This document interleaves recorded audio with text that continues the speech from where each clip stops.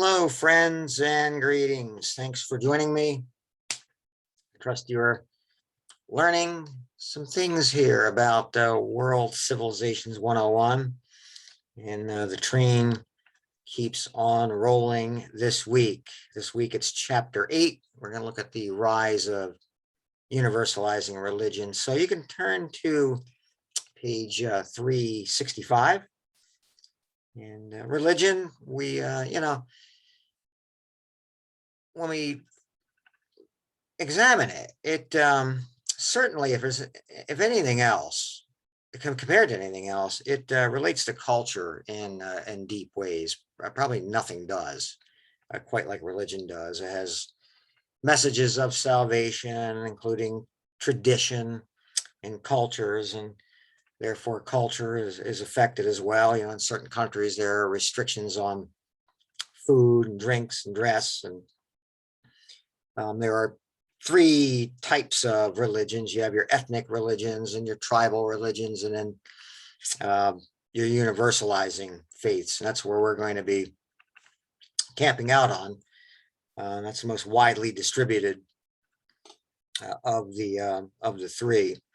The principal religions that we're going to look at here: Christianity, Hinduism, and Buddhism. Next week we'll look at Islam. So let's get rolling on this. And let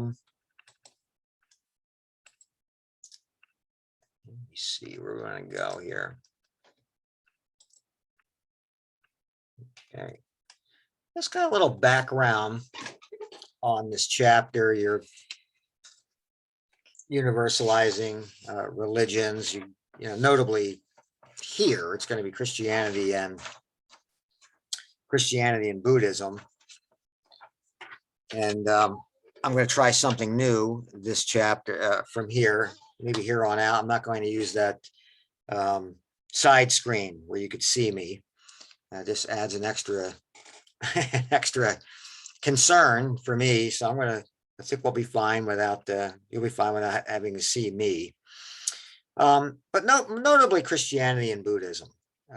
They appeal to diverse, widespread populations, and they challenge the power of secular rulers and thinkers. And across Afro-Eurasia, these universalizing religions offer continuity, even as powerful empires, specifically the Roman Empire in the West and the Han Dynasty in China, are transformed. And I highlighted that last chapter as the Roman Empire dissolved. There was a need for authority, an authority figure, an authority structure, and that became the church. The Christian church fills that vacuum in the West. Out along the Silk Roads, right? The merchants and rulers of the Sasanian Persia, Sogdiana, and South Asia profoundly influenced the exchange of goods, people, and ideas between the East and West. And in these quote unquote worlds apart, common cultural beliefs help unify organized polities in Mesoamerica,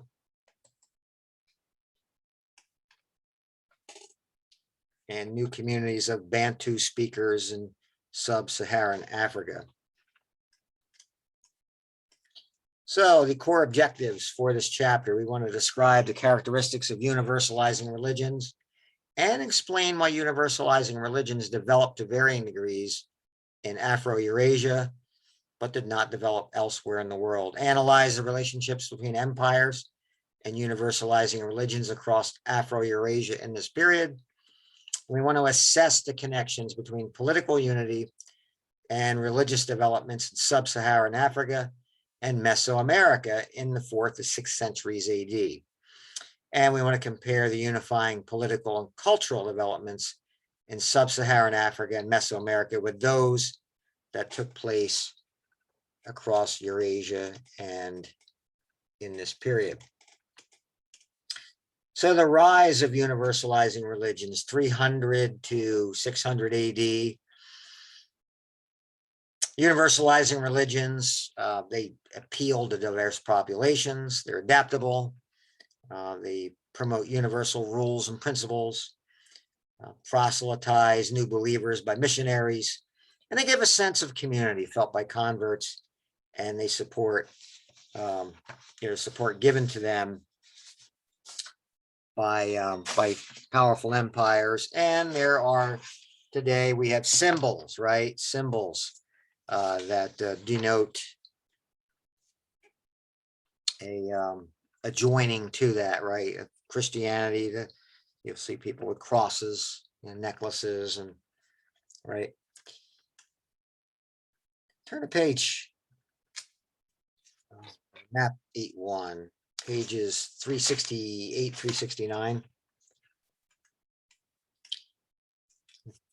Let's talk about the appeal of Christianity. Christians' emphasis on obedience to their Lord God rather than to a human ruler sparked a Mediterranean-wide debate on the nature of religion, as well as texts that explored these issues. Another central feature of early Christianity was the figure of the martyr. Martyrs were women and men whom the Roman authorities executed for persisting in their Christian beliefs instead of submitting to emperor worship, as we saw in past chapters. The Christians, this is what gets them into trouble early on, the Roman authorities. Constantine. Enter Constantine. There's map 8.1. Right, there you go. For those of you who do not have the textbook, camp out on that for a little bit and look at it. Constantine. I always thought this was an interesting facet to the spread of Christianity, was its the saving of it, right? A little embryo. It starts off as a little embryonic phenomenon, and like I said, Christians are being persecuted, and there are powerful rulers that are looking to stamp it out, right? And it doesn't happen. Not only doesn't it happen, but Constantine, crucial in spurring Christianity's spread with his transformative experience. And before the decisive battle for Rome, which took place at a strategic bridge in 312 AD, he supposedly had a dream in which he saw an emblem bearing the words, quote, "In this sign you will conquer," end quote, or quote, the sign, which he then placed on his soldiers' shields. That was the first two letters of the Greek Christos, pardon me, a title for Jesus, meaning, quote, anointed one. So Constantine's troops won the ensuing battle, and thereafter Constantine's visionary sign became known all over the Roman world.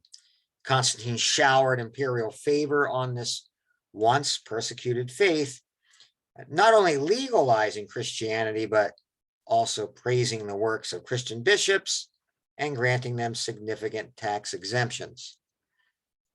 Now in 325 AD, hoping to bring unity to the diversity of belief within Christian communities, Constantine summoned all bishops to Nicaea, which is in modern Iznik in Western Turkey, for a council to develop a statement of belief, or a creed, from the Latin credo, I believe.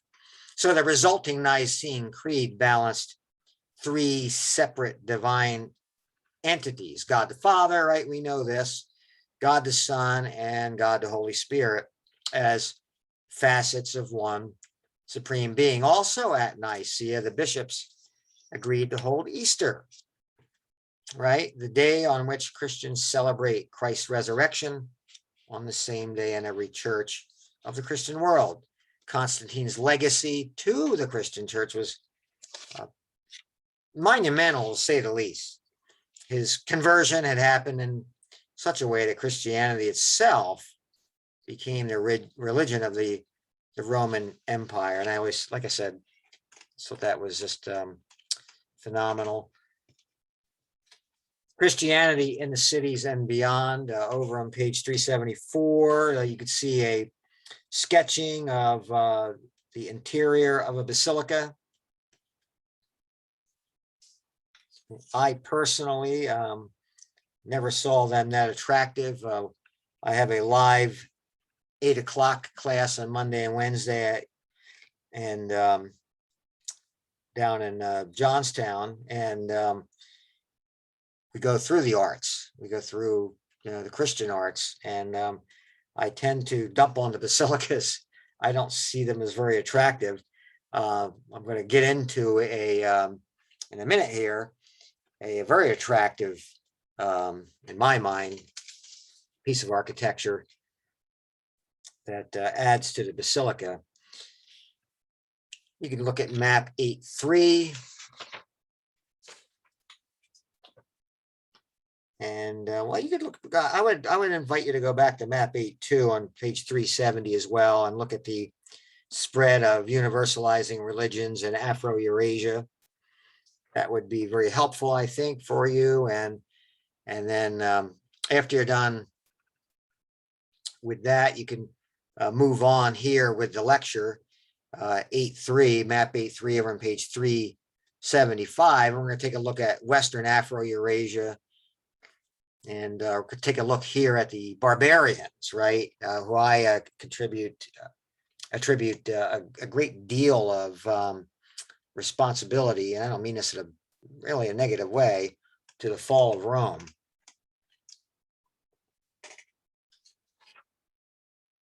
You see the barbarian invasions from the frontiers of the empire. The Goths in Gaul, you can see those on where they emanated out of, the Goths, and then the Huns. I'm not going to spend a lot of time dwelling on analyzing those, but the Huns. Okay. There you go. I do want to look at the eastern end of the Roman Empire, the Byzantium Empire, and the new Roman becomes the new Roman Empire of the East, to which historians gave the name Byzantium, and had its own new Rome, which was Constantinople. And you can locate that. It was along the Black Sea, modern day Istanbul in Turkey.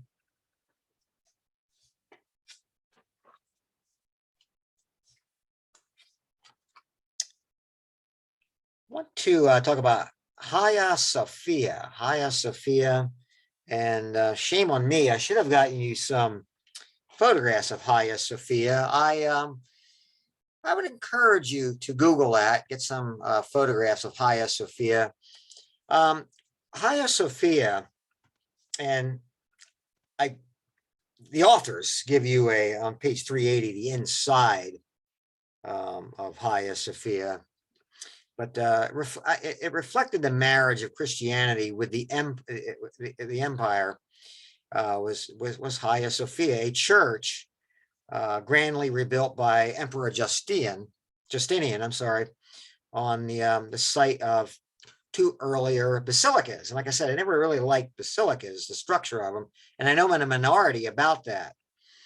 What Hagia Sophia does is adds dome structures. In the west toward Rome, the basilicas were, as they looked at on page 380. In the east, in the Byzantium Empire, the dome structures were included. And I think that made, personally, a world of difference in the look. Walls of, you can see on page 380, walls of marble or multicolored marble, gigantic columns of green and purple granite, audaciously curved semicircular niches placed at every corner, and a spectacular, like I said, a spectacular dome on the outside, lined with gleaming gold mosaics, inspired really relative awe in those who entered its doors. Hagia Sophia represented the flowing together of Christianity and imperial culture that, for frankly another 1,000 years, would mark the Eastern Roman Empire centered in Constantinople.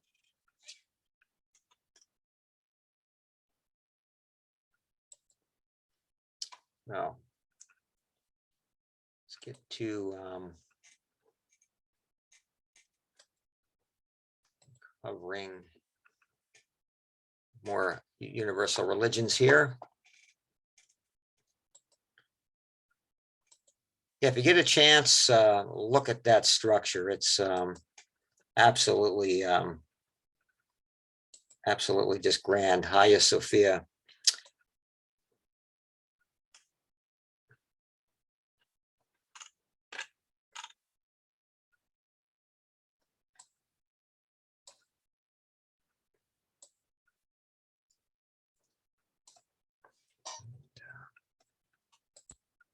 Pardon me here. Let me move this up here a little bit. And here we go. I'm going to go look at the Sogdians. The Sogdians. Actually, I'm going to back up a little bit. I'm going to talk about the Sassanians here. Sassania, Persia, which I didn't include on the PowerPoint, but just a couple of points about them. They were known for their Iranian armored cavalry. It was a fighting machine adapted to years of competition with nomads of Central Asia. And the Sassanians we're talking about here, I mentioned Iran, and we're looking at the Mesopotamian area. While the Sassanians themselves were devout Zoroastrians, the Christians and the Jews enjoyed tolerance as well in that particular region. Now the Sogdians, they controlled the oasis cities, and you can look at your map on page 8.4. Look at your map on page 8.4. You can see this Sassanian Empire and the Sogdians. And they controlled these oasis cities in Samarkand and Panjikent. And they served as human links between, I would say, the two ends of Afro-Eurasia. Kind of why I wanted to focus on them a little bit. You have Buddhism on the Silk Roads. Buddhism spreads to China through traveling monks. And I would go over to map 8.5 on page 386.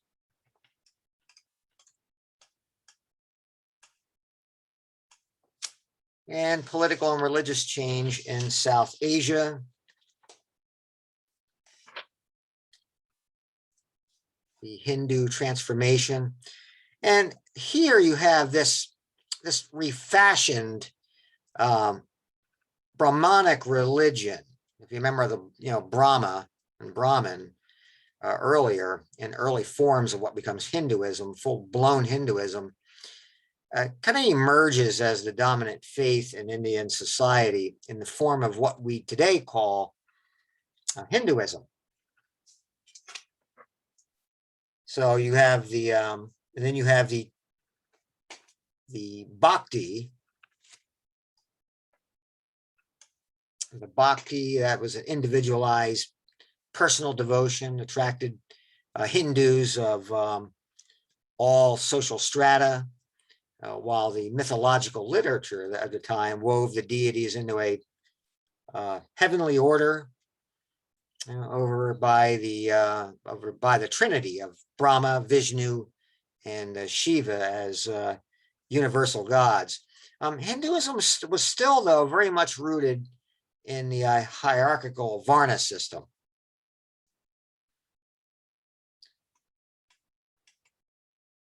And you have the transformation of the Buddha. Some Buddhists fully accepted the Buddha as God, but could not accept the divinity of the Bodhisattvas. We looked at the Bodhisattvas last time. These were human priests. They're were looked at as vehicles to help the believers, the believing, to advance into nirvana. And also rejecting Sanskrit authoritative scripture on the supernatural power of the bodhisattvas. They remain loyal to the early Buddhist texts, which were probably based on the words of Buddha himself, actually. So what emerged to unify South Asia was a distinctive form of cultural synthesis called by scholars the Sanskrit cosmopolis, based on Hindu spiritual beliefs and articulated in the Sanskrit language. And then the Code of Manu, this document records a discourse by a sage, Manu, to a gathering of wise men seeking answers on how to organize their communities after the destruction wrought by a series of floods. So the text, the actual text, lays out a set of laws designed to address the problems of assimilating strangers into expanding towns and refining the hierarchical Brahmanic order as the agricultural frontier gets bigger and expands. So above all, the Code of Manu offered guidance for living within what we looked at in the past, the Varna and the Yati system, including whom to marry, which profession to follow, and even what to eat. Right. So we're talking about marrying. We're talking about, you know, like arranged marriages that some of you are familiar with from certainly with South Indian culture. Political and religious change in East Asia. You have the fall of the Han Dynasty, which leads to disunity and new influences. The Wei Dynasty in northern China, the northern Wei maintained many Chinese traditions of statecraft and court life. They did things like tax land and labor on the basis of a census. They conferred official ranks and titles. They practiced court rituals, preserved historical archives, and promoted classical learning and the use of classical Chinese for record keeping and political discourse.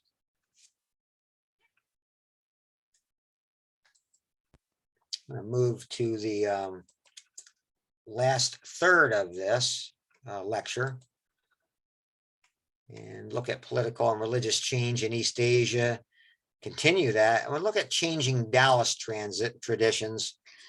The Tao, we've looked at the Taoist philosophy before. The second Taoist tradition was more individualistic. They would attempt to reconcile Confucian classical learning with Taoist religious beliefs in the occult and magic. It used trance and meditation to control human physiology. Buddhism in China.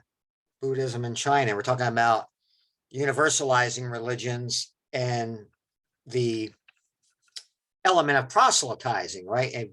And spreading the word, right? Well, spreading the faith required intermediaries endowed with texts and explanations to convey its message. Kumarayeva lived from 344 to 413 AD. He was a renowned Buddhist scholar and missionary, probably the right man at the right time, right place to spread Buddhism in China, where it already coexisted with other faiths. But he and his disciples established a Mahayana branch known as the Middle Way, or Madhyamika Buddhism, which used irony and paradox to show that human reason was limited.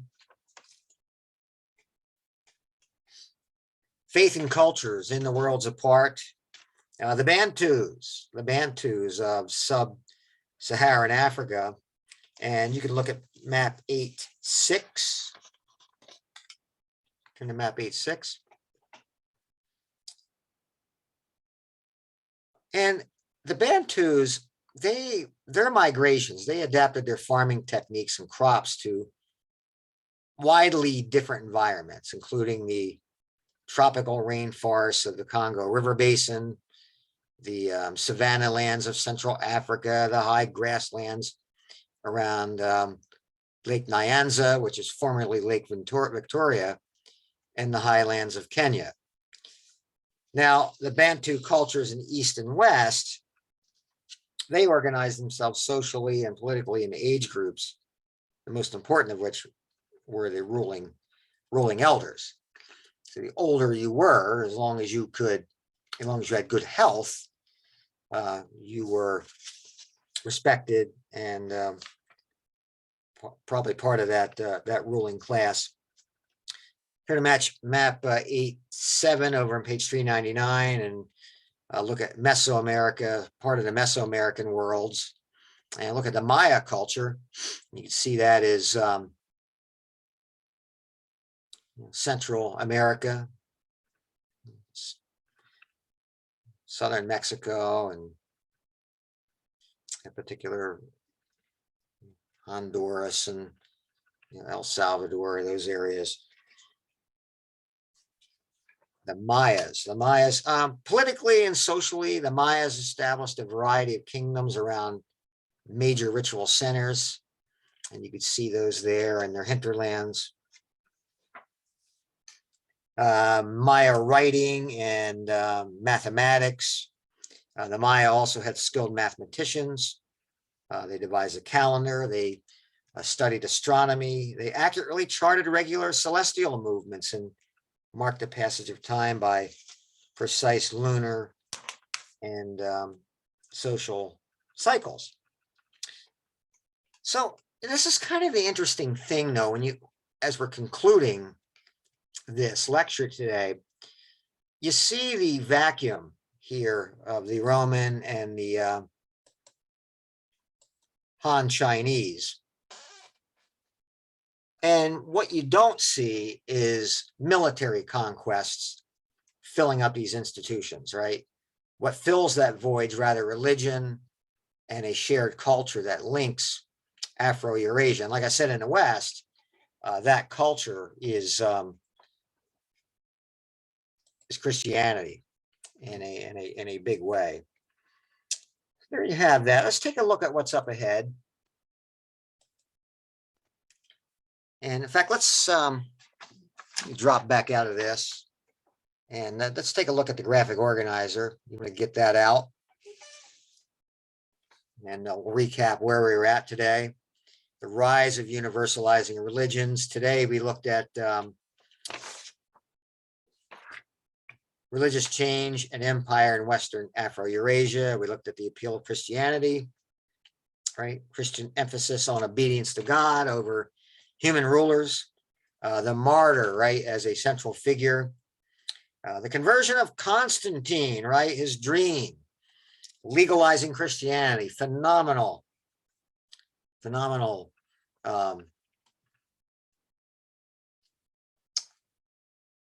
chain of events there, I guess, right? Nicene Creed, you know, he established the Trinity there, celebration of Easter. The Silk Roads, the Byzantine Empire. When I talk about the Byzantine Empire, I almost forgot that. Becomes the capital, that becomes Constantinople, right? Becomes the Rome of the East, today modern day Istanbul on the Black Sea, and actually becomes too the origin of what we know today as your Eastern Orthodox churches, right? Rome becomes the origin in its administration, in its amenities of what we come to be known as the Catholic Church. Architecturally, the basilicas, right, start forming in the West, and the dome-shaped basilicas, which I think, are much better. Over in the East, Hagia Sophia, right, marks the Eastern Roman Empire in Constantinople. The Silk Roads, the Sassanid Persians, a fighting machine clothed with Iranian armor, seasoned with from fighting Central Asian nomads, very tolerant of Christians and Jews. The Sogdians, right, controlled oasis cities that linked the ends of Afro-Eurasia. Then your political and religious change in South Asia. You have your Hindu transformation, dominant faith in Indian society today. The Bhakti becomes attractive to Hindus via mythological literature, but the roots of Hinduism still, the Varna, based on hierarchies and a lot of doctrine, right? Transformation of Buddha, accepted as God. The Bodhisattvas, not seen as divinity anymore. Hinayana Buddhism, based on the words, the actual spoken words, probably of what Buddha actually said. Culture and ideology, Sanskrit, Cosmopolis, and the Code of Manu, right? The guide for living. And then we talked about political and religious change in East Asia. The Wei dynasty in northern China maintained Chinese traditions of statecraft and court life. The Taoist transitions, individualistic, mixing Confucianism with the occult, and in Buddhism in China, right, spread by a missionary, right, if you will, Kamarayeva. And then lastly, we looked at the Bantus of sub-Saharan Africa, organized by age, most important, ruling elders, adopted different environments with and their farming techniques. And then the Maya culture, right, ritual kingdoms and a variety of kingdoms actually that they ruled. So there you have that. Let's look at what's up ahead. Probably not too much, not too many surprises here, right?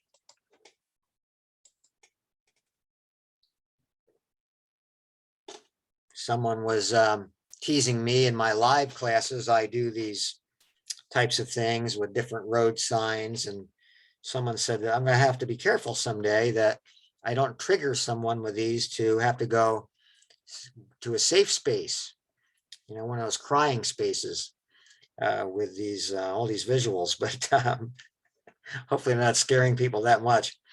As you read, you guys have your 5, 6, half dozen questions to help guide you through the chapter. If you're more of an independent learner, of course, if you're an independent learner and that's what you rely on, you're probably not watching me right now. Videos, there are 3 of them. I do want to emphasize this. This is one of the big reasons I wanted to show you this today. Universalizing religions, religious ideas in Worlds Apart, and in Continuity in the Fall. I'm looking at the